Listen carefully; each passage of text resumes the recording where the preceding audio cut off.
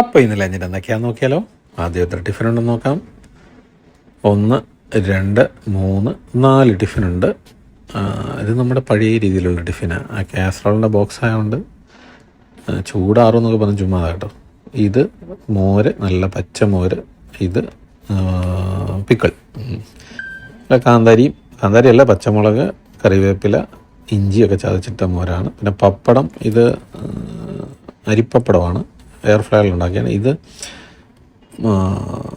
പയറാണ്, black eye been എന്ന് പറയും, നമ്മുടെ കറുത്ത കണ്ണുള്ള വൻപയർ എന്ന് പറയും. അതിൻ്റെ ഒരു മെഴുക്കുവരട്ടി വേർഷനാണ്, എണ്ണ വളരെ കുറവാണ്. ഇത് പച്ചടി, നമ്മുടെ വെള്ളരിക്ക പച്ചടിയാണ്.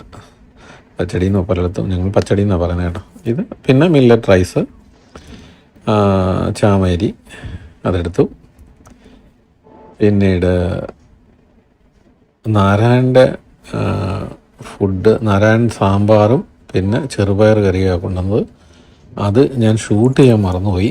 സത്യത്തിൽ എന്താ പറ്റിയെന്ന് എനിക്കറിയില്ല, അത് മിസ്സായിപ്പോയി. അപ്പോൾ അത് ഞാൻ കാണിക്കാം.